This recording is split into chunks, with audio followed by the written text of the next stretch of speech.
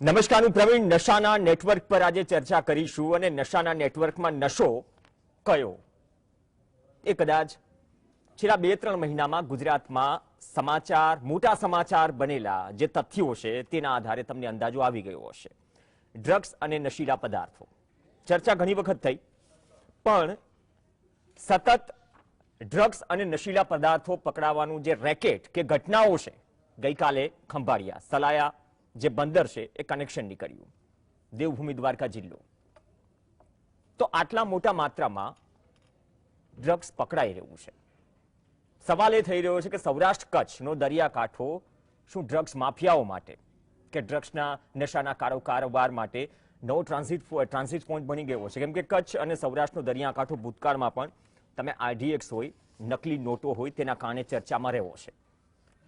અને 1600 કિલોમીટરનો દરિયા કિનારો છે આપણી પાસે, મોટી ઉપલબ્ધિ પણ છે. પણ એ 1600 કિલોમીટરના દરિયા કિનારા માટે રાજ્યની સુરક્ષા અને ખાસ તો આવા દૂષણો રાજ્યની ધરતી પર ન ઉતરે અથવા તો તેને રોકવા, એ પણ કોઈ પણ સરકાર માટે બહુ મોટો પડકાર છે, કોઈ પણ એજન્સી માટે બહુ મોટો પડકાર છે. અને હેટ્સ ઓફ એ તમામ એજન્સીઓને. ગઈકાલે ગૃહ રાજ્યમંત્રી હર્ષ સંઘવીએ પણ કહ્યું કે એજન્સીઓએ જે રીતે કામ કર્યું છેલ્લા 3 મહિનામાં 5700 કિલો ડ્રગ્સ અને નશીલા પદાર્થો ઝડપાયા. છેલ્લા 5 વર્ષમાં 30,000 કરોડથી વધુના નશીલા પદાર્થો અને ડ્રગ્સ ઝડપાયું. સૌથી વધારે હેડલાઇન ત્યારે બની જ્યારે અદાણી સંચાલિત મુન્દ્રા પોર્ટ પર જેટલી માત્રામાં ખેપ પકડાય, ટેલ્કમ પાવડરના ઇમ્પોર્ટર નીકળ્યું ડ્રગ્સ. ત્યારે સવાલ ઉઠ્યો કે ભાઈ રાષ્ટ્રીય સુરક્ષા સાથેનો મુદ્દો પણ છે, અને આ જો ડ્રગ્સ ગુજરાતમાં ઉતરી ગયું હોત, આપણે એવા ડ્રગ્સની વાત કરીએ છીએ, એવા જથ્થાની વાત કરીએ છીએ, 2-5 ગ્રામ તો વાર તહેવારે પકડાય છે,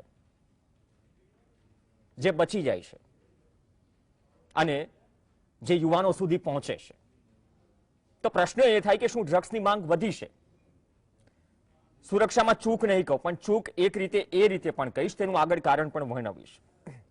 તમામ એજન્સીઓ કામ કરી રહી છે અને સરકારે આંકડા પણ ગઈકાલે જાહેર કર્યા. 90 જેટલા આરોપીઓની અટકાયત કરી, ધરપકડ કરી અલગ અલગ કેસોમાં. મુન્દ્રા પોર્ટ પર જે ડ્રગ્સ ઝડપાયું હતું તેમાં પણ રાષ્ટ્રવ્યાપી તપાસ થઈ રહી છે. સલાયામાં પણ અલગ અલગ નેટવર્ક મળ્યું, પહેલા ડ્રગ્સ મળ્યું, બાદમાં એ ડ્રગ્સ જે શાકભાજીના વેપારી છે તેના થકી મળ્યું. 2 આરોપીઓ છે, પૂછપરછ થઈ રહી છે. સલાયા આજકાલનું ચર્ચામાં નથી. થોડા સમય પહેલા પણ સલાયામાં આ પ્રકારના ઘટના બની હતી. તો જે ટાઈમલાઈન છે ડ્રગ્સ પકડાવવાની, એ ટાઈમલાઈન પરથી તમને અંદાજો આવી જાય. છેલ્લા 2-4 વર્ષમાં અલગ અલગ જગ્યાએથી કેટલા નશીલા પદાર્થો અને કેટલું ડ્રગ્સ ઝડપાયું છે.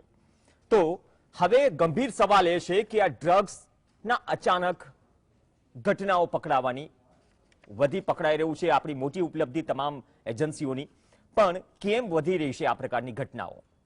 એક તરફ ગુજરાતમાં દારૂબંધી છે, કડક કાયદો પણ આવ્યો, અને દારૂબંધીની અમલવારી કેટલી છે એ તમને કહેવાની જરૂર નથી.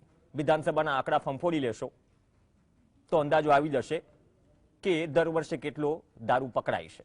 એ તો આંકડા છે, સરકારી આંકડા. સરકારી શબ્દ વાપરવો પડે, કેમ કે જે નથી પકડાયો તેનો હિસાબ અલગ, તેનો કોઈ હિસાબ જ નથી દારૂબંધી હોવા છતાં. હવે ડ્રગ્સ આટલું ગંભીર બાબત, તો જે ટાઈમલાઈન છે 2016 થી માંડી જે ગઈકાલે દેવભૂમિ દ્વારકા જિલ્લામાંથી 300 કરોડનું ડ્રગ્સ પકડાયું. સલાયાના કુખ્યાત જે શખ્સો છે તેમની પાસેથી 47 પેકેટ ઓર પકડાયું રિસર્ચ કરતા અને આ નેટવર્કનો પર્દાફાશ કરતા. તો આ તમામ ગંભીર ઘટનાઓ આખરે કઈ રીતે રોકી શકાય? અને આ તો ગંભીર ઘટનાઓ છે, અને ગંભીર ઘટનાઓમાં પણ રાજકારણ ન ઘૂસે તો એ ભારતીય રાજકારણ કહેવાય નહીં. થોડો કેસ અલગ છે, નવાબ મલિક વાળો, આર્યન ખાન વાળો, છેલ્લા ઘણા લાંબા સમયથી ચાલી રહ્યું છે. તો આરોપીઓ સાથેનું કનેક્શન ગુજરાતના મંત્રી કિરીટસિંહ રાણા તરફ ઇશારો કરે છે. કિરીટસિંહ રાણાએ પણ કહ્યું કે જે વાત થઈ રહી છે, આરોપો છે, પાયાવિહોણા છે. ખુદ જીતુ વાઘાણીએ પ્રેસ કોન્ફરન્સ કરી. તો આ પણ એક અલગ મુદ્દો છે. પણ તમામ રાજકીય પક્ષો એ પણ ગંભીરતાથી વિચારે કે રાષ્ટ્રીય સુરક્ષા સાથે અને ગુજરાતના યુવાધન સાથે જો આ ડ્રગ્સ ન પકડાયું હોત તો ક્યાં ક્યાં પહોંચ્યું હોત, કયા કયા યુવાનો સુધી પહોંચ્યું હોત. આ સ્થિતિ છે. અને આ સ્થિતિમાં આપણે એમ કહીએ, મેં પહેલા વાત કરી હતી ને, સુરક્ષામાં ક્યાં ચૂક? ગઈકાલનો પરિપત્ર છે ગુજરાત સરકારનો, મોડી રાતનો. Marine security. તમને જાણીને નવાઈ લાગશે કે મરીન સિક્યોરિટીઝમાં જે કોન્ટ્રાક્ટ પર કામ કરતા કર્મચારીઓ છે, 27 દિવસ થયા, છૂટા કરી દેવાયા, કોન્ટ્રાક્ટ રિન્યુ ન થયો. જીએસટીવીએ ગઈકાલે બપોરે પણ આ સમાચાર ચલાવ્યા હતા. રાત્રે ગુજરાત સરકાર આ પરિપત્ર બહાર પાડે છે, તમામને ફરી નિમણૂક કરવાના આદેશ આપે છે. તો આ 27 દિવસ મરીન સિક્યોરિટી, કેમ કે 3 લેયરમાં સુરક્ષા હોય.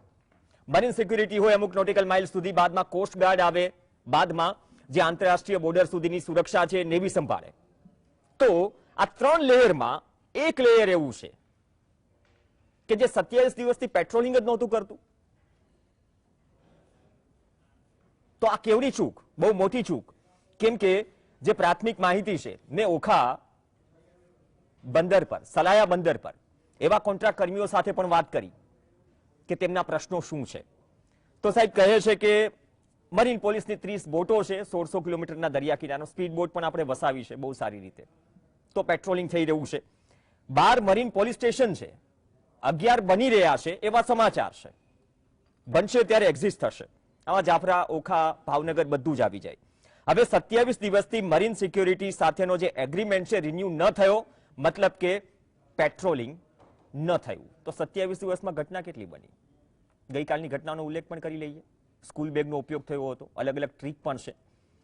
તો તમામ બંદર પર જે ખાનગી કંપનીઓને કોન્ટ્રાક્ટ આપી દેવાય તેવી હિલચાલ પણ છે. આ જે કર્મચારીઓ છે કોન્ટ્રાક્ટ પર, એવું કહેવું છે.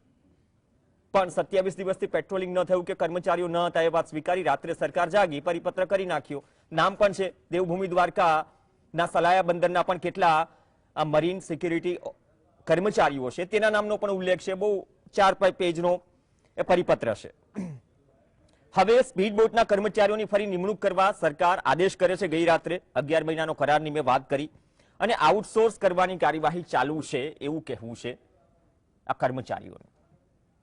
તમને યાદ હશે મુન્દ્રા પોર્ટ પર પ્રાઇવેટ સિક્યુરિટી છે. શું ઘટના ઘટી સૌ કોઈ જાણે છે. તો આપણા એક લેયરમાં જો ખામી હોય તો અત્યારે 27 દિવસ સુધી આપણે ઊંઘતા હતા. તમામ એજન્સીઓને હેડ્સ ઓફ, તમામ એજન્સીઓને હેડ્સ ઓફ કે આટલું પકડ્યું. પણ ક્યાંક આપણી નીતિ પણ થોડી કડક કરવી પડશે. સરકારના સંદર્ભમાં આપણે વાત કરીએ છીએ. સારી વાત છે સરકારે પરિપત્ર કર્યો. તો કઈ રીતે અટકાવી શકાય આ ડ્રગ્સના કાળા કારોબારને? કેમ કે ઘટનાઓ એક પછી એક ચાલતી રહેશે. ક્યાંથી આવે છે, ક્યાંથી જાય છે, પણ ઉતરે છે. ઉતરી ગયા બાદ જે નથી પકડાયું, ક્યાં ક્યાં સુધી પહોંચે છે એના તાર પણ પકડવા પડશે. આજ મુદ્દે ગંભીર ચર્ચામાં સ્ટુડિયોમાંથી આપણી સાથે ભાજપના પ્રવક્તા કિશનસિંહ સોલંકી જોડાશે. ડોક્ટર કિરીટ પટેલ કોંગ્રેસના ધારાસભ્ય છે, પાટણથી આપણી સાથે જોડાશે. અંબાલાલ ચૌહાણ પૂર્વ આઈપીએસ છે. ચૌહાણ સાહેબ આપનું સ્વાગત છે. અને એઝાઝ શેખ જે રિસર્ચર છે, ડ્રગ્સ રિસર્ચર, તમામનું સ્વાગત છે. ચૌહાણ સાહેબ, પહેલા તો આપથી શરૂઆત કરીશ. મેં આ 27 દિવસની વાત કરી, 3 લેયરની વાત કરી. સાહેબ, જેટલા માત્રામાં ડ્રગ્સનો જથ્થો પકડાઈ રહ્યો છે, 30,000 કરોડ 5 વર્ષમાં, ગઈકાલે 300 કરોડની આસપાસ અલગ અલગ બંદર પર. શું સૌરાષ્ટ્ર અને કચ્છનો દરિયાકાંઠો, જેનો આપણે ગર્વ છે, ઘણી બધી જળ સંપત્તિ, દરિયાઈ સંપત્તિ, તેના કારણે ગુજરાત હરણફાળ ભરી રહ્યું છે, વિકાસ કરી રહ્યું છે, વિકાસ મોડેલ છીએ આપણે. પ્લસ પોઈન્ટ પણ છે, પણ સામે એક પડકાર પણ છે કે આ નવો ટ્રાન્ઝિટ પોઈન્ટ તો નથી બની રહ્યો ને. જે એક પછી એક તમે મુન્દ્રા પકડો, સલાયા પકડો, મુન્દ્રાની આસપાસ આપણે જખૌમાં પણ ઘટના બની, એ ટાઈમલાઈનમાં ચાલી રહ્યા છે જે ડિટેલ. તો કઈ રીતે અટકાવી શકાય સાહેબ? અને આપણે ચૂક ક્યાં આ સ્થિતિમાં કે આટલું બધું આવી ગયું, પકડાઈ ગયું, સાચી વાત છે, પણ ન પકડાયોનો હિસાબ ક્યાં? હવે આમાં આપણે મૂળ જોવા જઈએ તો આનું મૂળ એ છે કે પાકિસ્તાન જે છે એ ગુજરાતની આપણી બોર્ડર ઉપર જ છે. અને પાકિસ્તાનનો જે દરિયા કિનારો છે ત્યાંથી જે મોકલવું હોય એ મોકલી શકાય છે. આપણે ત્યાં કસાબ પણ પાકિસ્તાનમાંથી દરિયામાંથી મુંબઈ સુધી આવી શકે છે. તો આપણા જે સૌરાષ્ટ્રના અને કચ્છનો દરિયા કિનારો તો બહુ નજીક છે. અને મને યાદ છે ત્યાં સુધી પહેલાં લગભગ 70s આખા ભારતમાં ચાંદીનું સ્મગલિંગ થતું હતું. એ વખતે શુકરનારાયણ બખિયા, હાજી મસ્તાન એ લોકો એના કિંગ ગણાતા હતા. એ ચાંદીનું સ્મગલિંગ બંધ થયું અને પછી સોનાનું સ્મગલિંગ ચાલુ થયું, પછી વચમાં બંધ હતું અને ફરી પાછું અત્યારે આ ડ્રગ્સ જે બધા જે છે ડ્રગ્સ પકડાવવાનું શરૂ થયું છે. એટલે જે એની વિસિનિટી છે નજીક જે પડે છે એટલે ક્યાંક જે કોઈ સિક્યોરિટીનું ચેકિંગ કરનાર એજન્સીઓની ક્યાંક ગફલત થાય, ક્યાંક બેદરકારી થાય, ક્યાંક લૂઝનેસ આવે એટલે એનો લાભ આ જે લોકો છે 2 નંબરના ગોરખ ધંધા કરનારા એ લોકો એનો લાભ લે છે. એ એક વાત. સાહેબ 27 દિવસથી મરીન સિક્યુરિટી જો ન હોય, પેટ્રોલિંગ જ ન હોય, આટલી બધી બોટ જો ધૂળ ખાઈ રહી હોય અને સરકાર અચાનકથી રાત્રે જાગે પરિપત્ર કરી દે કે ભાઈ ફરીથી લો. એટલે આ લોકો જે છે એ એટલા હોશિયાર છે કે દરેક જે ચેકિંગ એજન્સી જે છે ત્યાં શું ચાલી રહ્યું છે એની એમને પૂરેપૂરો ખ્યાલ હોય છે.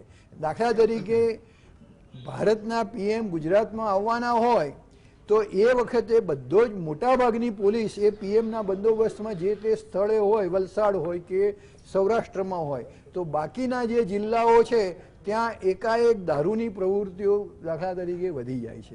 એટલે એ લોકો આવા બધા ટ્રેક રાખે છે કે જેવી રીતે 27 દિવસ મરીનના માણસો નહોતા તો એ વખતે કેવી રીતે ઘુસાડી દેવું એ એમને હોય જ છે. ઇવન પોલીસ સ્ટેશનોમાં 8 વાગે રોલ કોલનો ટાઈમ હોય છે તો એ વખતે દારૂની હેરફેર કરનારા એનો લાભ એ લઈ લેતા હોય છે. એટલે આ તો જાણે છે જ, પણ સાથે સાથે આ એજન્સીઓ આટલી બધી સક્રિય બની ગઈ છે એ એક મોટો પોઈન્ટ છે અને આપણા દેશ માટે, ગુજરાત માટે એ બહુ ખરાબ છે. અને હવે આનું જે નાર્કોટિક્સ અને ડ્રગ્સ જે છે એ છેક નાર્કો ટેરર સુધી પહોંચે છે.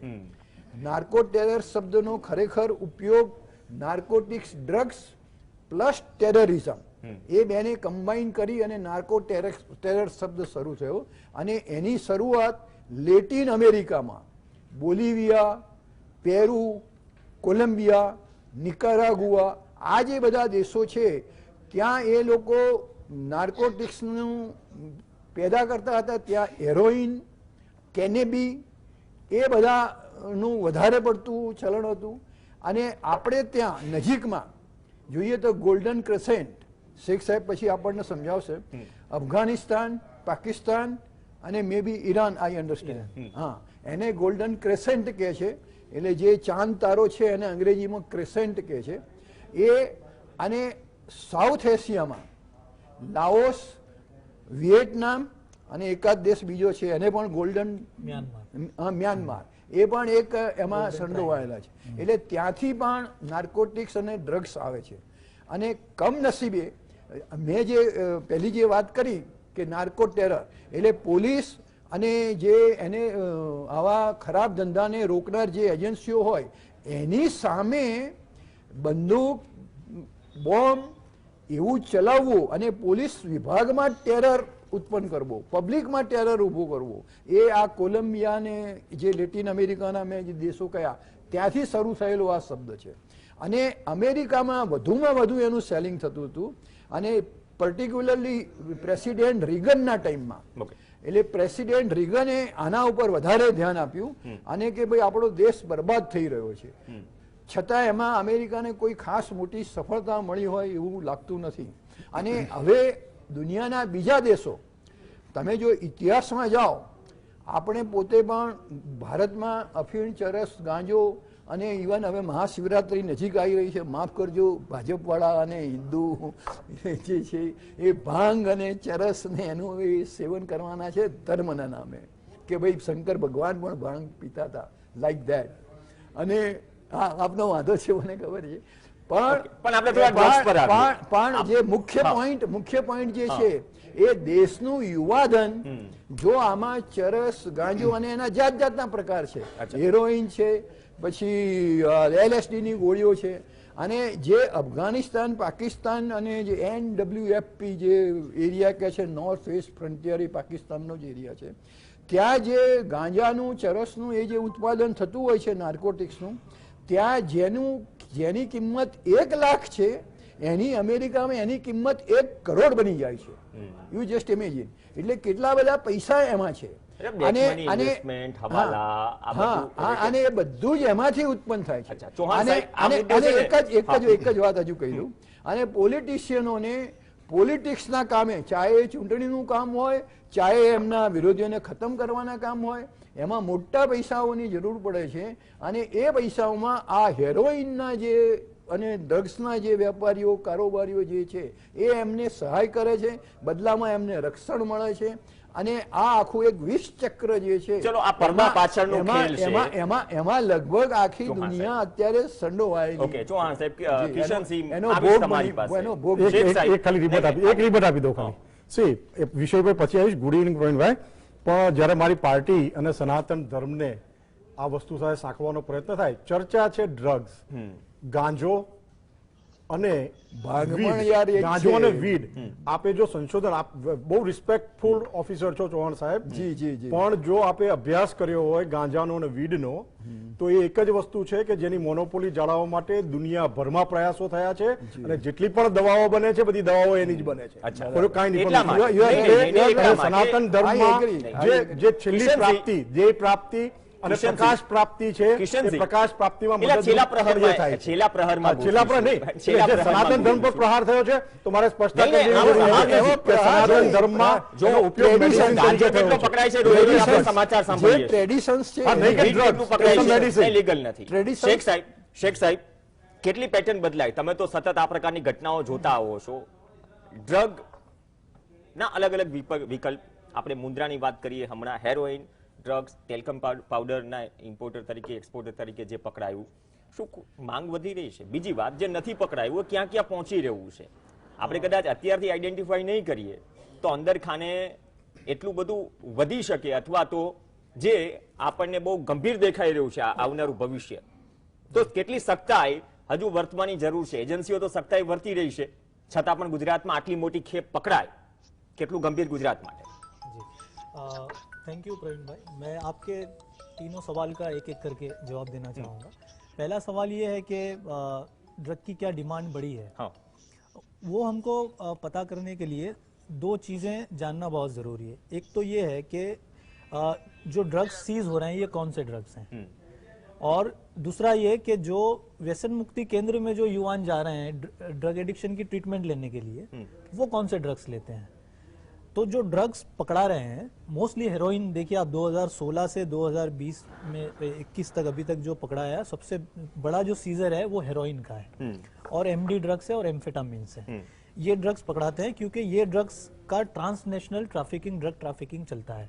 जैसे चौहान सर ने बात की कि हम जियोग्राफिकली एक वल्नरेबल पोजीशन में है साउथ एशिया में. इंडिया का इतना बड़ा कोस्टल एरिया है, तो हमारे दोनों साइड, एक जगह गोल्डन क्रिसेंट है, एक जगह गोल्डन ट्रायंगल है. दोनों जगह से हेरोइन का प्रोडक्शन होता है और ओपिएट्स का इलिसिट प्रोडक्शन होता है. 80% से ज्यादा जो पूरे वर्ल्ड का जो प्रोडक्शन है वो इन 2 जगह पर होता है, और यहाँ से हमारे देश में ये लाए जाते हैं. एम्फेटामिन्स देखेंगे तो गोल्डन ट्रायंगल उसका बड़ा प्रोड्यूसर है इलिसिट एम्फेटामिन्स का. तो ये ड्रग्स गुजरात में आ रहे हैं. अब क्या इसकी डिमांड है गुजरात में? तो जब डी एडिक्शन सेंटर्स में, चाहे वो प्राइवेट हो या सरकारी हो, उसका डेटा हम लेते हैं तो हेरोइन के जो एडिक्ट्स हैं वो आपको 2% से ज्यादा नहीं मिलते हैं. वहां पे जो एडिक्शन के विक्टिम्स हैं जो ट्रीटमेंट ले रहे हैं वो मोस्टली सिडेटिव्स के हैं, फार्मास्यूटिकल ड्रग्स, जैसे कफ सिरप है, बेंजोडाइजेपाइन्स हैं, एमडी के भी मिलेंगे आपको, चरस गांजे के बहुत मिलेंगे, स्मैक्स के मिलेंगे. तो ये जो ड्रग्स ये कहाँ से आ रहा है, ये एक सवाल हमको होना चाहिए. ट्रांसनेशनल ट्रैफिकिंग में जो ड्रग्स आ रहे हैं वो और जो लिए जा रहे हैं वो दोनों बहुत अलग हैं. ट्रांसनेशनल ट्रैफिकिंग में जो आ रहे हैं, जो बाहर के देशों से यहाँ पे घुसाए जा रहे हैं, मुझे ऐसा लगता है कि ये drugs as transit route Gujarat और भारत का इस्तेमाल हो रहा है, ये ड्रग्स को दूसरी जगह भी पहुंचाने में. इसमें साइंटिफिक रिसर्च की बहुत ज़रूरत है. हमारे पास संशोधन भी नहीं है और इन्फॉर्मेशन भी जितनी हमको चाहिए वो नहीं है. સર 10 સેકન્ડ માટે આપણે વાત કરી અલગ અલગ વર્ગ, તમે અફીણ, ચરસ, ગાંજો, આ બધી વાત કરી, આ બધું એક એડિક્શન છે આજની પેઢીમાં. પણ આ જે કિંમતનું ડ્રગ્સ આપણે અલગ અલગ હેરોઇનથી માંડીને જે પણ પ્રકાર પકડી લઈએ, તો એક હું એલિટ ક્લાસ એટલા માટે કહીશ કેમ કે એને પરચેસ કરવા માટે, અથવા તો જો પહોંચે છે અથવા ખરીદવા માટે, તે વર્ગ પણ અલગ છે, જે કદાચ આ સેન્ટર્સમાં જોવા ન મળે, બહાર ક્યાંય જોવા મળે. તો એ નેટવર્ક સુધી પહોંચવું કઈ રીતે? तो एक बहुत इंपॉर्टेंट बात मैं जो दूसरा आपका सवाल था वो बोलना चाह रहा था कि इसको कैसे हम कंट्रोल कर सकते हैं ये सप्लाई को.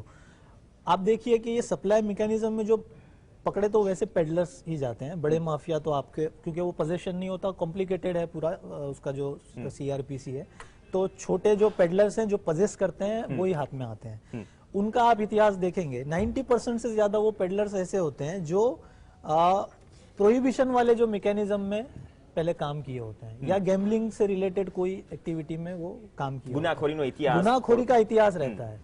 ये वही लोग हैं कि जो पुलिस से नजदीक भी रहते हैं, मतलब पुलिस इनकी इंफॉर्मेशन पे रिलाई भी करती है और सिर्फ ये ड्रग या प्रोहिबिशन के रिलेटेड इंफॉर्मेशन नहीं देते हैं, दूसरे कोई भी क्राइम से रिलेटेड इंफॉर्मेशन देते हैं. तो ये अभी कितने रिलायबल रहे हैं या कितने प्रस्तुत रहे हैं, इस पे पुलिस को फिर से सोचने की जरूरत है, क्योंकि आपके जो इन्फॉर्मर्स हैं ये उसी नेटवर्क से रिलेटेड हैं जिसमें उनका खुद का प्रॉफिट इन्वॉल्व है. तो आप कितना उन पे रिलाई करेंगे उस इंफॉर्मेशन पे? रादर देन अगर आप साइंटिफिक स्टडीज करें, साइंटिफिक स्टडीज पे ज्यादा आप खर्च करें तो आपको ग्राउंडेड इंफॉर्मेशन, सही इंफॉर्मेशन मिल सकती है. ओके, હું એક જ મિનિટ વચ્ચે હું એક એમાં ડિસ્ટર્બ કરીશ કે જે આપણે મોટા માથાની વાત કરી, જે મુદ્રામાં પકડાયું છે એમાં મોકલનાર જે છે એ ઈરાનની કંપની હસન હુસૈન કરીને છે. આ જે બીજા જે વચ્ચે પકડાયા છે એમાં ઇટાલીમાં જે ઓપરેટર જે છે એ કમનસીબે એનું નામ એવું છે સિમરનજીત સિંહ, એટલે કદાચ આપણો પંજાબી હોઈ શકે, કોઈ સરદાર હોઈ શકે, અને હા ઇટાલીમાં, અને રેડ કોર્નર ઇશ્યુ બી થઈ ગઈ અને I think is going to be arrest soon. Very good, very good. અને પંજાબમાં જે છે એ એક સુખબીર સિંહ ઉર્ફે હેપી નામનો માણસ છે, એ પણ એટલો અબજોપતિ છે. એટલે આ જે મોટા માથા જે છે અને જે છેક ટોપ લેવલના જે તે પોલિટિશિયનો સાથે જે તે દેશના એની સાથે સંકળાયેલા છે. અને પાકિસ્તાનનું તો ઇકોનોમી જે છે એમાં પણ આનો ભાગ છે, ઇન ધ સેન્સ કે નાર્કોટિક્સના વેચાણથી એમની ઇકોનોમી ચાલે છે. એમ એ કનેક્શન ચાલે. પણ કિશનસિંહ, આપણે ગઈકાલે હરસંઘવીએ પ્રેસ કોન્ફરન્સ પણ કરી, 3 મહિનાના આંકડાઓ પણ આપ્યા, કાબિલે તારીફ એજન્સીઓએ કામ કર્યું, પણ સાહેબ ચૂક છતાં પણ ક્યાં રહી જાય છે? મેં આ 27 દિવસના પેટ્રોલિંગ વાળું જે વાત કરી, ગઈકાલે રાત્રે સરકારે પરિપત્ર કર્યો. સાહેબ 27 દિવસથી પેટ્રોલિંગ જ ન થાય તો કઈ રીતે ચલાવી લેવાય? અને આઉટસોર્સિંગની વાત શું સાચી છે? કર્મચારી કહી રહ્યા છે મરીન સિક્યુરિટી. પ્રવીણભાઈ, સૌપ્રથમ તો ગુજરાત પોલીસને, એસઓજીને, એટીએસને, એનઆઈએ અને કેન્દ્રીય જાંચ એજન્સીઓ જે પણ છે, DRI ને પણ મુદ્રામાંથી પકડ્યું, તમામને અભિનંદન કે છેલ્લા 2 મહિનામાં આપણે 5756 કિલોથી વધુ 21,000 કરોડ કરતા વધારાનો જથ્થો, ધેટ મીન્સ કે પીપલ યુઝિંગ અસ કાર્ટેલ, આ ડ્રગ કાર્ટેલ કહેવાય છે, બ્રાઝિલિયન, કોલંબિયન, મેક્સિકન ગેંગ્સ ઓપરેટેડ વાયા સાઉથ આફ્રિકા. અને અહીંયા આપણે ત્યાં જે એ શબ્દ મને પર્સનલી પસંદ નથી વાપરવો, પણ જે સાઉથ આફ્રિકન કન્ટ્રીના લોકો આપણા મેટ્રોપોલિટન સિટીમાં જ્યાં જ્યાં છે, મારી ગુજરાત સમાચાર ટીવીથી દર્શકોને અપીલ છે, જ્યાં જ્યાં સાઉથ આફ્રિકન તમને આપણા ત્યાં દેખાય તો એમાંથી મોટા ભાગના લોકો ડ્રગ ટ્રાફિકિંગ સાથે સંકળાયેલા છે. એ લોકોનો પર્પઝ જ એ છે કે ડ્રગ ટ્રાફિકિંગ માટે ઇન્ડિયામાં આવે. They are the peddlers. Cartel વાળા જે લોકો છે, જે હમણાં એઝાઝભાઈ વાત કરતા હતા, એ કાર્ટેલ આખી અલગ છે. નોંધપાત્ર પાસું એ પણ છે કે જ્યારથી તાલિબાનોએ અફઘાનિસ્તાનમાં એન્ટ્રી લીધી ત્યારથી આપ જુઓ તો અગ્નિપથનો પેલો ડાયલોગ હતો અમિતાભ બચ્ચનનો, જે હમણાં પેલા દાણચોરોની વાત કરતા હતા ચૌહાણ સાહેબ, એટલે મને વાત યાદ આવી ગઈ કે એ જ બધા બંદરો, એ જ આપણી કોસ્ટ લાઇન, એ જ 1600 કિલોમીટરનો આપણો ગુજરાતનો દરિયા કિનારો, હંમેશા આ વાત તમે જે કહો છો કે ક્યાં ક્યાં ગેપ રહ્યો છે, આપણી પાસે અદ્યતન ઇક્વિપમેન્ટ છે, સ્કેનર મશીન્સ છે, સક્ષમ અધિકારીઓ છે, પણ અગેન હું ચોક્કસપણે એ સ્વીકારીશ અને કહીશ કે પોર્ટ્સ, એ પછી એરપોર્ટ્સ હોય, રોડ પોર્ટ્સ હોય કે જળ પોર્ટ્સ હોય, either is a water, air or road, આ પોર્ટ્સની સંપૂર્ણ સંયુક્ત જવાબદારી સરકારોએ જ રાખવી જોઈએ. અને સરકાર જ પ્રાઇવેટ સુરક્ષા છે એનું શું કરે? આઈ ડિડન્ટ સે ધેટ. નહીં, હું એમ કહું છું નહીં, એ કે હાથમાં સરકાર- નથી ને. એટલે એ કેટલું કેમ હાથમાં છે? અત્યાર સુધી હાથમાં હતું જ ને. નહીં, અત્યાર સુધી હતું. હા, હતું. તમારા જવાબમાં જ સવાલ આવી ગયો. હા, હતું. એટલે પોઈન્ટ ઇઝ ધેટ કે એજન્સીઓ, એટલે તમારો જે મારો પ્રશ્ન હતો પ્રાઇવેટ એજન્સીનો, કે પ્રાઇવેટ અને નહીં, એવી આ જે કોન્ટ્રાક્ટ પર જે કર્મચારી છે એની વ્યથા જેમ હતી. એનડીપીએસ અને હમણાં એજાઝભાઈ કીધું હા. કે સીઆરપીસી એક્ટમાં જો ઓનેસ્ટ ઓફિસર એનો અમલ કરે તો અદ્ભુત એક્ટ બનાવેલા છે આપણા બંધારણે, આપણી સંસદોએ. પણ એનો જો કોઈ અધિકારી ખોટી રીતે ઉપયોગ કરે તો નિર્દોષ માણસ પણ મહિનાઓ નહીં વર્ષો સુધી જેલમાં સબળતો રહે. અચ્છા. એટલે ઇટ્સ ઓલ ડિપેન્ડ ઓન નિયત. તમારી નિયત સાફ હોય તો આ બહુ સારા છે. પણ અગેન પોલીસ અને એનડીપીએસ બંને માટે, એટલે અધિકારીઓ જે કામ કરી રહ્યા છે ડ્રગ્સ કંટ્રોલ માટે, એ બંને માટે આ નિયમો આટીઘૂંટીવાળા છે. એમાં પણ સંશોધનની જરૂર છે. આપણા ગૃહ રાજ્યમંત્રીએ 100% છૂટ આપેલી છે. અદ્યતન સાધનો છે, મરીન પોલીસ સ્ટેશનો છે, બધું જ છે. છતાં ક્યાંક ના ક્યાંક ચૂક આટલું પકડાયું છે એ આપણી સફળતા છે. એનો મતલબ આપણી પોલીસ કામ કરી રહી છે, આપણા અધિકારીઓ કામ કરી રહ્યા છે. પણ જવાબદારી દરિયાની, રોડની અને હવાની સરકારો પાસે જ રહેવી જોઈએ. આ દૂષણને નાથવું પડશે, કારણ કે એકલો ડ્રગ્સનો મામલો નથી. અને આપણે ત્યાં તો લોકો ના, રાષ્ટ્રીય સુરક્ષા સાથેની થ્રેટ છે. થ્રેટ છે. એની ડ્રગ્સ આવી શકતું હોય તો કંઈ પણ આવી શકે. ટેરરિઝમ આવે છે. કુબેર બોટનો ઉપયોગ થયો હતો 26/11. આપણે જાણીએ છીએ પોરબંદર. ટેરરિઝમની વાત જવા દો. દેશના દેશ ગુલામ બની ગયા છે. આપણે ઈસ્ટ ઇન્ડિયા કંપનીને વેપારનો પરવાનગી આપી અને 100 વર્ષમાં આપણે ગુલામ બની ગયા. તો આ બધી ચર્ચાઓ છે ને. અને એ જ રીતે ચાઇનાની વાત કરું.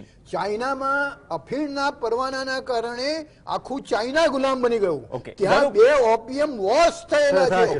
તો આ છે ને ઘણી બધી શીખ લેવાની જરૂર. એ બ્રેકમાં રોકાઈશું કિશનસિંહ. ઘણી બધી શીખ લેવાની જરૂર છે, કેમ કે આ જ અફીણની વાત અફઘાનિસ્તાનમાં અમેરિકાએ ઘણું બધું કર્યું.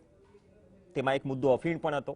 નાર્કોસ એક વેબ સિરીઝ છે ડ્રગ માફિયા પર.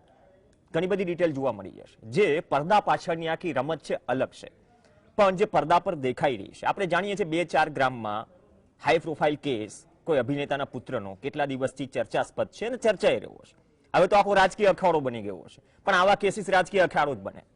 પણ આ રાજકીય અખાડામાં પણ આપણે અખાડામાં નહીં ઉતરીએ, પણ ડ્રગ્સના અખાડામાં ઉતરીને કંઈક તલસ્પર્શી ચર્ચા થાય અથવા તો માહિતી લોકો સુધી પહોંચે અને આ દૂષણની ગંભીરતા સમજાય, એ જ કદાચ આ ડિબેટનો આશય હોઈ શકે. બ્રેક બાદ આપણા કિરીટ પટેલ પાસે જઈશું. કોંગ્રેસના ધારાસભ્ય છે, કેમ કે અહીંયા થોડી રાજકીય ટિપ્પણી પણ થઈ છે. રાજકીય ટિપ્પણીથી હટીને કઈ રીતે ડ્રગ્સના દૂષણથી બહાર આવી શકીએ એ વિશે વાત કરીશું બ્રેક બાદ. નશાનું નેટવર્ક સૌરાષ્ટ્ર અને કચ્છનો દરિયા કિનારો શું ડ્રગ્સ માફિયાઓ માટે ડ્રગ્સનું નવો ટ્રાન્ઝિટ પોઈન્ટ બની રહ્યો છે? 5700 કિલો ડ્રગ્સ પકડાયું છેલ્લા 3 મહિનામાં. છેલ્લા 5 વર્ષમાં 30,000 કરોડથી વધુનું ડ્રગ્સ અને નશીલા પદાર્થો. ચર્ચા આગળ વધારીએ. રાજકીય ગરમાગરમી પણ છે. કિરીટ પટેલ, ગઈકાલે કોંગ્રેસના પ્રવક્તાઓએ પણ પ્રેસ કોન્ફરન્સ કરી. આજે નવાબ મલિકે પ્રેસ કોન્ફરન્સ કરી. હું આર્યન ખાનની વધુ ચર્ચા નહીં કરું આ મંચ ઉપર, પણ ગુજરાતમાં જે સ્થિતિ છે, કદાચ આવી ગંભીર સ્થિતિમાં નો ડાઉટ વિપક્ષ સવાલ ઉઠાવે, પણ સવાલો સાથે પણ શું ગંભીર મંથન કરવાની જરૂર નથી કે જે માત્રામાં ડ્રગ્સનો જથ્થો પકડાઈ રહ્યો છે, 1600 કિલોમીટરનો દરિયા કિનારો છે, જે ચૂક રહી એના વિશે હેલ્ધી ડિબેટ થવી જોઈએ. નવાબ મલિકની વાત નહીં કરીએ. બાદમાં કિરીટસિંહ રાણા કહેશે તથ્યો, જીતુ વાઘાણી કહેશે કે પાયા વિહોણા છે, સબૂત તમે લાવો. ઘણું બધું લાંબા સમયથી ચાલી રહ્યું છે, પણ આ કનેક્શનના મૂળ સુધી તો પહોંચવું પડશે ને. વાત સાચી છે પ્રવીણભાઈ. પહેલા તો પ્રવીણભાઈ તમને અને જીએસટીવી ને અભિનંદન એટલા માટે આપીશ,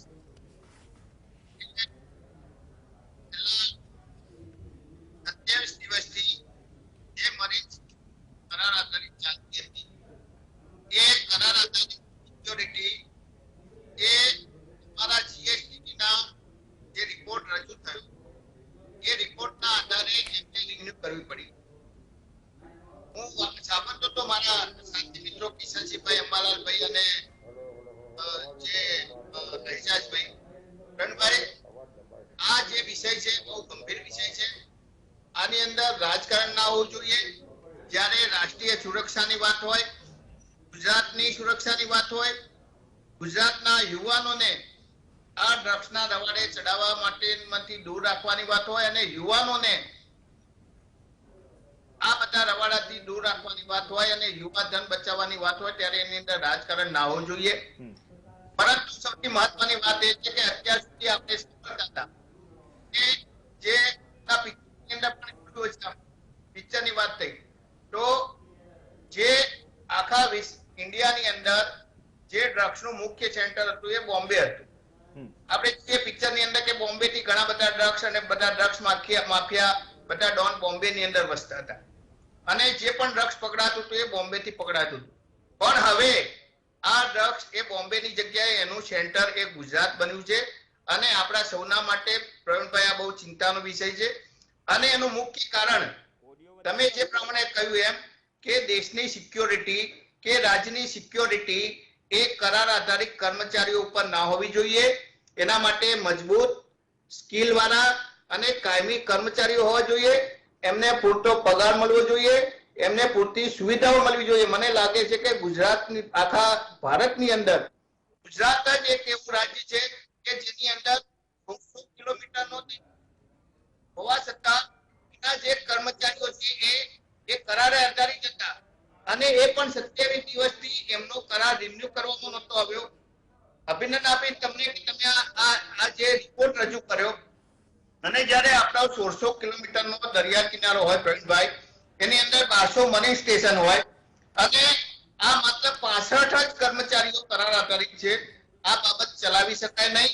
જ્યારે તમે દેશની नहीं, मैं आ सवाल में કિરીટભાઈ આમે સવાલ કર્યો. હું એમ કહું છું કે ઘણા બધા કર્મચારીઓ આઉટસોર્સિંગની પણ વાત કરી કે એ પ્રકારની કઈ કાર્યવાહી ચાલી રહી છે. તો આઉટસોર્સિંગ શું કરી શકાય આ સ્થિતિમાં? આઉટસોર્સિંગનો મુદ્દો ગુજરાતમાં જો સુરક્ષાની વાત નહીં, એ આપણે ગણતરી કરી લઈશું વન બાય વન. સંજોગોની અંદર દેશની અને રાજ્યના સુરક્ષાની વાત હોય ત્યારે કોઈ આઉટસોર્સિંગ ચલાવી ના શકાય. તમે એક બાજુ દેશને અને રાજ્યને મજબૂત બનાવવાની વાત કરો છો, એક બાજુ આપણા ચીનના લોકો ભારતની સરહદની અંદર આવીને પોતાના મકાનો ઘર બનાવી જતા હોય, ફોરેનથી લોકો આવી અને ડ્રગ્સ માફિયા બનતા હોય.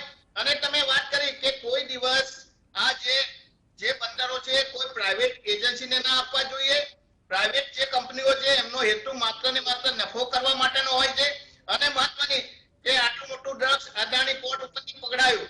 રણભાઈ, તમે કોઈ નાનો જુગારી હોય એ જુગાર એ કોઈ જગ્યા ઉપર એના ખેતરમાં જુગાર રમતો હોય તો પોલીસ એ ખેતર માલિકને આરોપી બનાવે છે. કોઈ દારૂ પકડાય તો એ ગાડીની અંદર દારૂ લાવતા હોય તો એ પોલીસ એ ગાડીને મુદ્દામાલ તરીકે જપ્ત કરે છે.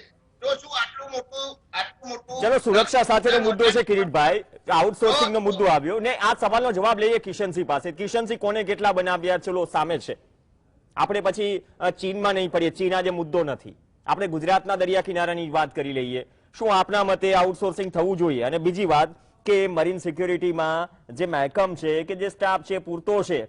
કેમ કે જે પરિપત્ર છે એ પરિપત્રમાં સાહેબ 12 લોકો તો દેવભૂમિ દ્વારકા સલાયા બંદર પણ આવી જાય જે 27 દિવસથી પેટ્રોલિંગ નહોતા કરતા. આપણી પાસે no doubt high speed boat પણ છે, પણ હાઈ સ્પીડ બોટ ત્યારે ચાલશે ને જ્યારે કોઈ ચલાવશે. એટલે 27 દિવસથી આ વાત ઉપર કોઈ ચર્ચા જ ન કરી.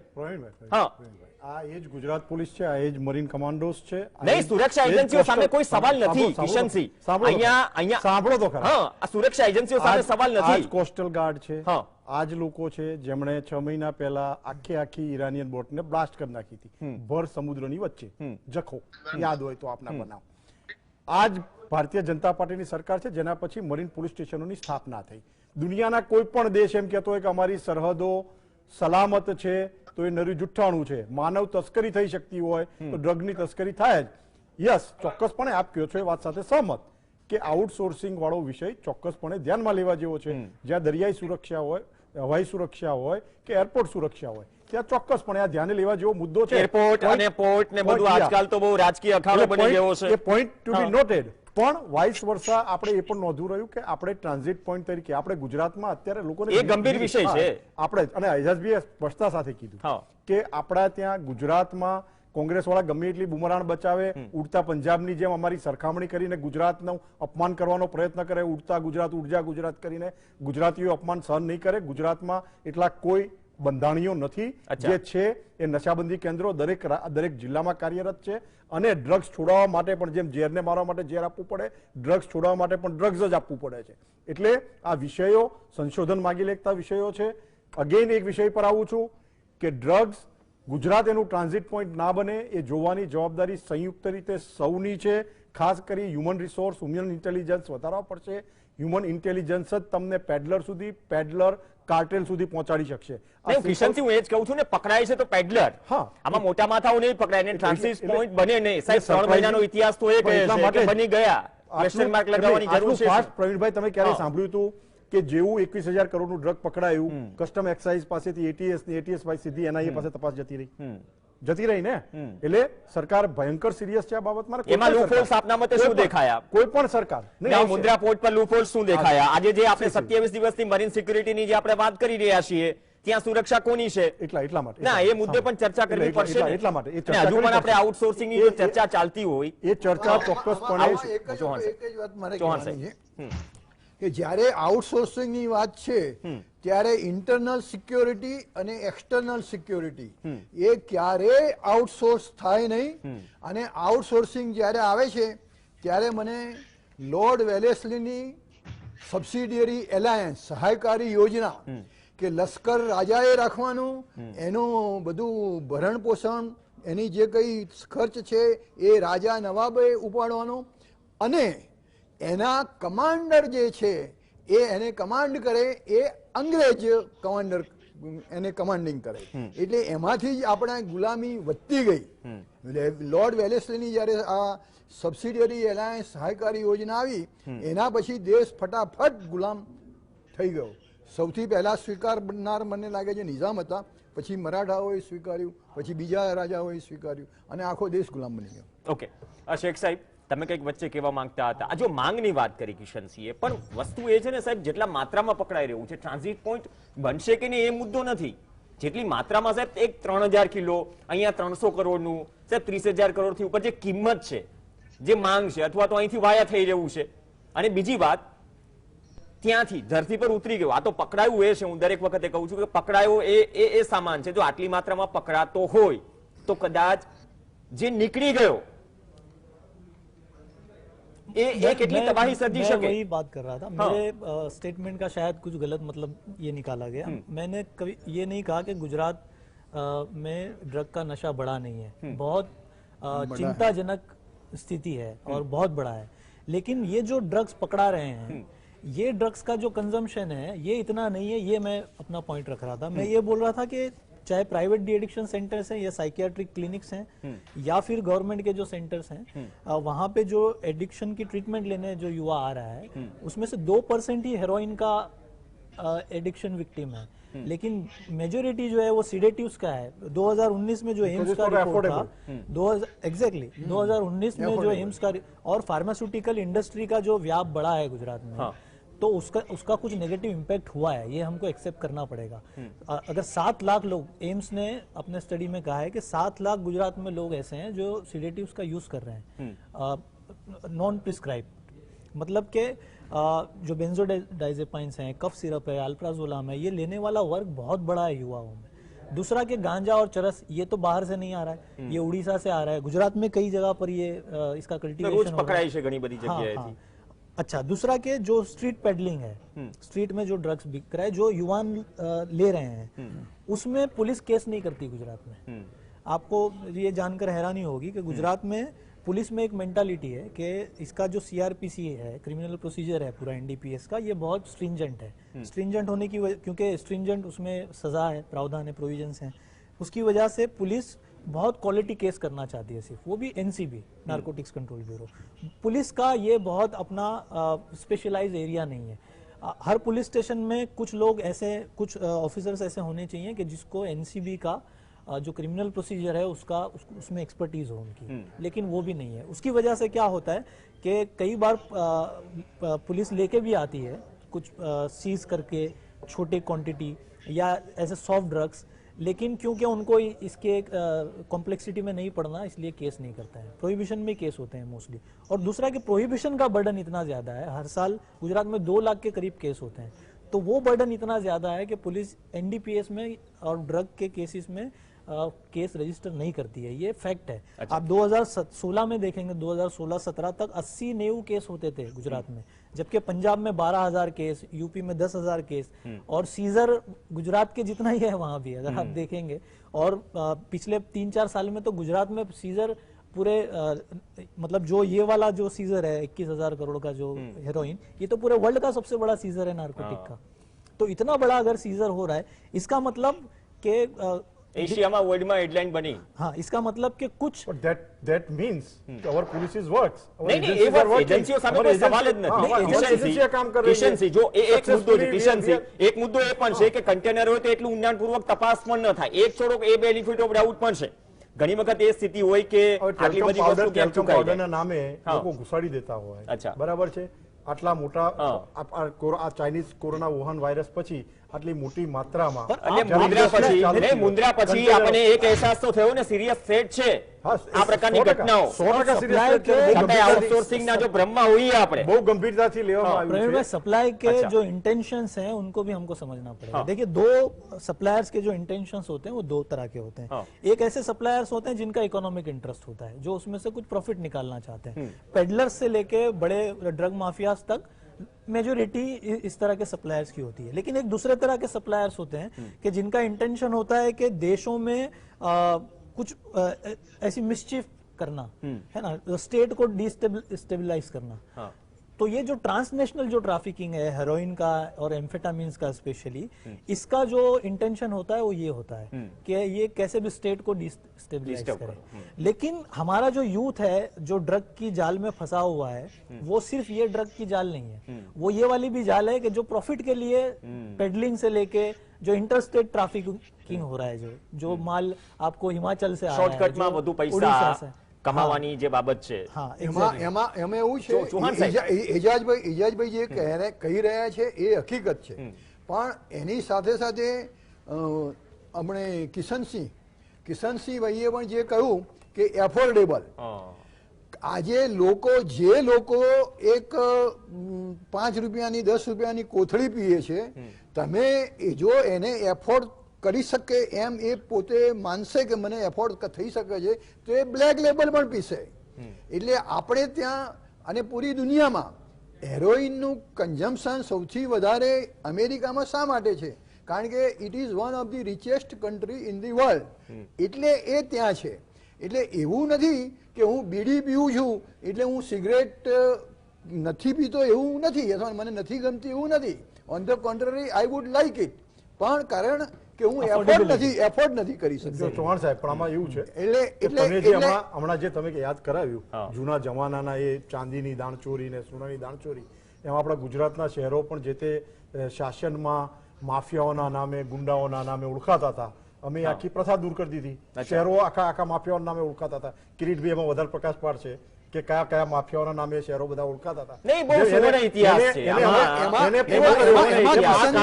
આ કાર્ટેલને પણ અમે પૂરી કરીશું, ચિંતા ના કરો।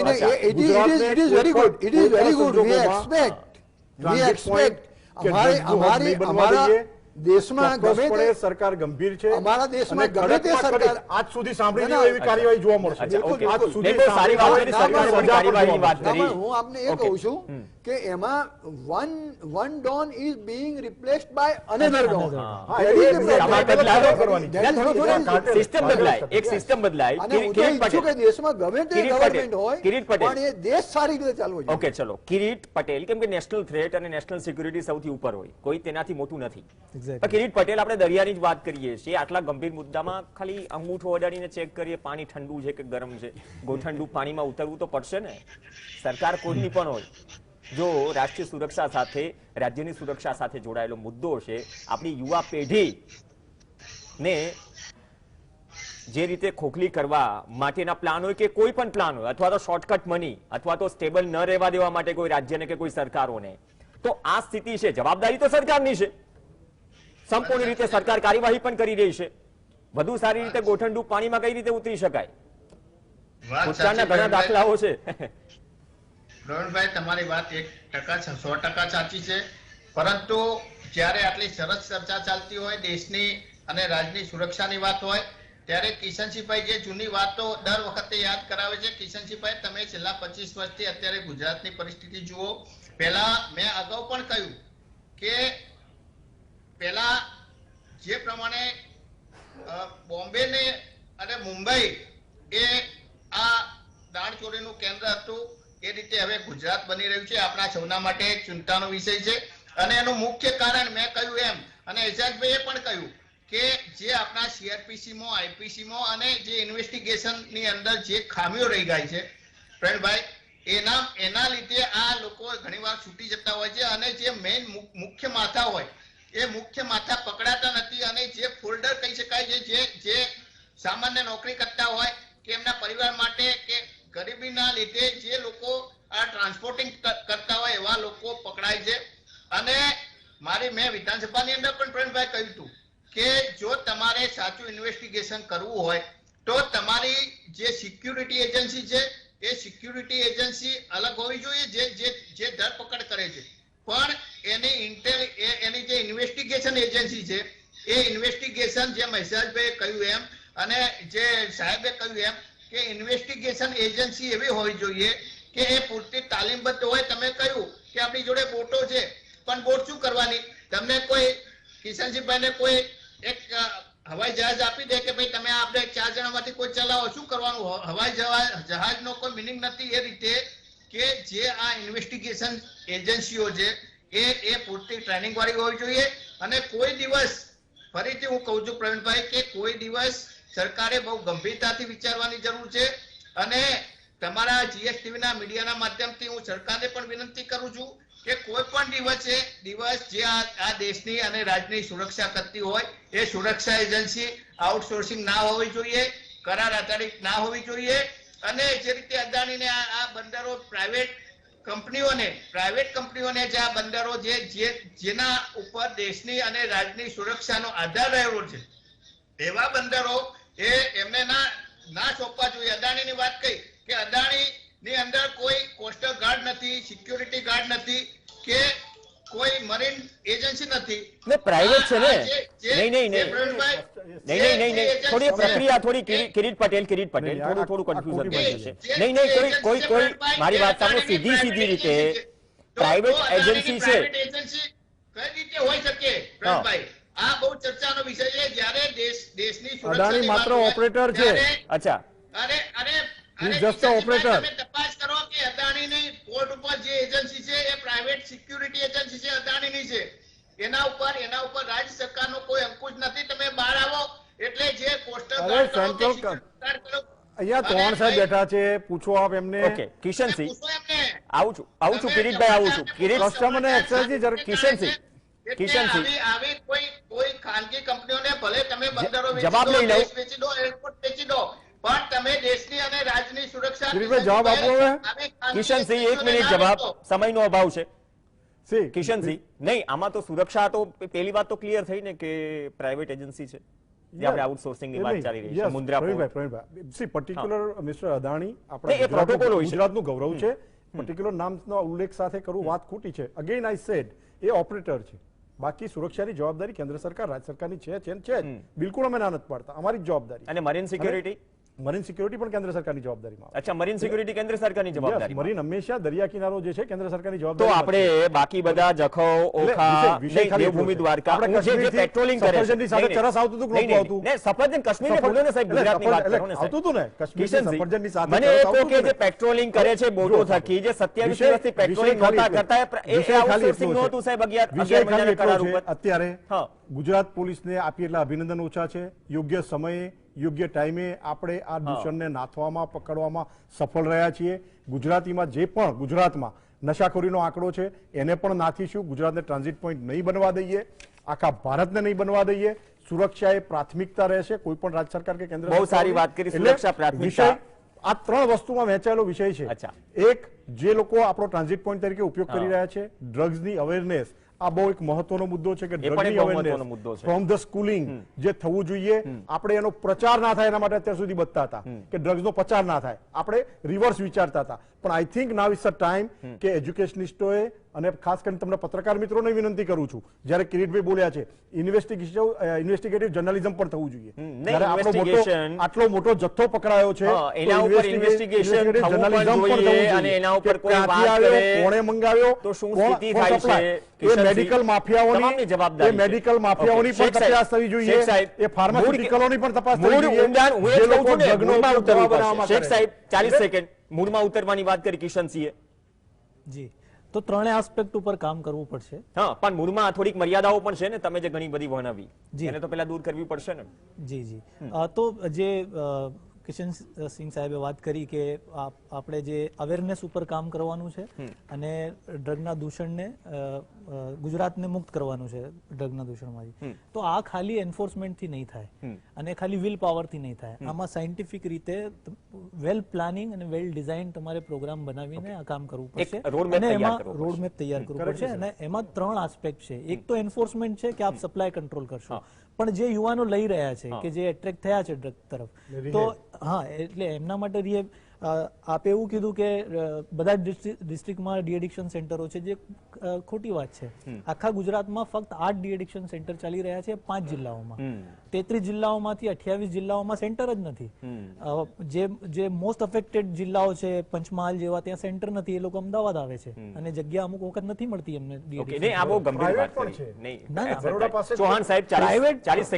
એક જ ખાલી એડ કરી દઉં કે પ્રાઇવેટ સેક્ટર જે છે, પ્રાઇવેટ સેક્ટર છે એ ટ્રીટમેન્ટ રિહેબિલિટેશનની નથી આપી શકતો. એનું કારણ એ છે કે ટાઈમ કન્ઝ્યુમિંગ અને રિસોર્સ કન્ઝ્યુમિંગ પ્રોસેસ છે, આખી લાંબી પ્રોસેસ છે, એ અફોર્ડેબલ નથી. એ સરકારે જ આપવી પડે. એટલે ડી એડિક્શનની જે જવાબદારી છે અને રિહેબિલિટેશનની જે જવાબદારી છે અલ્ટિમેટલી સરકારની હોવી જોઈએ અને સારી રીતે થઈ શકે. ચૌહાણ સાહેબ 40 સેકન્ડ. છેલ્લે મારે એ કહેવાનું છે કે જે આ પકડાયું છે એ બહુ સારી વાત છે. હવે એનું ઇન્વેસ્ટિગેશન જે છે એ પરફેક્ટ થવું જોઈએ અને છેલ્લે એ કોર્ટમાંથી એ આરોપીઓ છે એ છૂટી ન જવા જોઈએ, નિર્દોષ ન છૂટવા જોઈએ, શકનો લાભ એમને ન મળે, એ જાતનું ઇન્વેસ્ટિગેશન એ પરફેક્ટ હોવું જોઈએ. દાખલારૂપ સજા થાય. હા, અને દાખલારૂપ સજા થાય. એક બહુ જ ખરાબ સમાચાર છે 2 દિવસ પહેલાના કે 3 વર્ષ પહેલા જે નાર્કોટિક્સ જે પકડાયેલું એ બધા લોકો નિર્દોષ છૂટી ગયા. હવે એટલે એમાં જે કડીઓ જે છે કે તમે જ્યારે પકડ્યું ત્યારે ક્યાં હતા, પંચનામું કર્યું ત્યારે તમે રૂબરૂમાં હાજર હતા કે કેમ, એ વખતે સીલ માર્યું એ વખતે જ તમે સહી કરી કે પછીથી તમારી ઘેરે બેસીને કે તમે દુકાનમાં હતા અને આવીને સહી લઈ ગયા. આવા જે ક્રોસ એક્ઝામિનેશનના જે વકીલો જે પોઈન્ટ કાઢે છે ને જેના કારણે આ આરોપીઓ છૂટી જાય છે, મોટા કે નાના જે કોઈ હોય, તો એ પણ ન છૂટવા જોઈએ ને એમને સજા થાય તો આ મીન્સ ઓટોમેટિક એ બંધ થઈ જાય. અલ્ટિમેટલી મૂળમાં પહોંચવું પડશે અને બહુ સારી વાત કરી સરકારે. પરિપત્ર જાહેર કર્યો, જે પણ 27 દિવસથી પેટ્રોલિંગ બંધ હતું, કરાર આધારિત જે મરીન કર્મીઓ છે જે બોટ ચલાવે છે, જે પેટ્રોલિંગ કરે છે. એક વાત કહેવાની રહી ગઈ, ટૂંકમાં કહી દઉં 15 સેકન્ડમાં. અમારા મંત્રીશ્રી પર જે આક્ષેપ થયો છે, મિસ્ટર મોહમ્મદ નવાબ મલેક, તમે તૈયારી રાખજો માનહાનિના દાવાની. કોઈ પણ નેતાઓ સાથે કોઈ પણ ફોટા પડાવી શકે છે. એ માત્ર ફોટો હતો, ફોટાનો સહારો લઈ તમે એક બહુ જ જેન્યુઅન અને પ્રામાણિક મંત્રી પર આક્ષેપ કર્યો છે, એટલે હવે તૈયારી રાખજો. ને તો આક્ષેપબાજી તો ચાલતી રહેશે, એ પ્રક્રિયા અલગ છે, પણ ડ્રગ્સના દૂષણના મૂળમાં પહોંચવું પડશે. રાજકીય નિવેદનબાજીથી માત્ર નહીં ચાલે. જે રોડમેપ ડી એડિક્શન સેન્ટરની સરકારની વાત કરી, કેટલા જિલ્લાઓમાં નથી? 28 જિલ્લાઓમાં. તો એક મુદ્દો સારો નીકળ્યો. કોન્ટ્રાક્ટ કર્મીઓની જે વાત છે, ફરીથી ચલો પરિપત્ર તો થયો, પણ 27 દિવસ ચક્કર ન મારવાની કે ગેરહાજર રહેવાની ભૂલ અથવા તો ખામી કયા સ્વરૂપમાં આપણે જોઈ, સમજદાર છીએ, પણ અપેક્ષા રાખીએ તમામ એજન્સીઓ હેડ્સ શાનદાર કામ કરી રહી છે અને જુસ્સો વધારવાની જરૂર છે, રોડમેપ તૈયાર કરવાની જરૂર છે. નહીં કે એકાદ બે ઘટનાઓમાં આપણે કહીને રાજકીય રીતે ઢોલ પીટીએ. આભાર ડોક્ટર કિરીટ પટેલ, કિશનસિંહ સોલંકી, શેખ સાહેબ અને ચૌહાણ સાહેબ. આ સાથે ચર્ચામાં હાલ બસ આટલું જ. નમસ્કાર.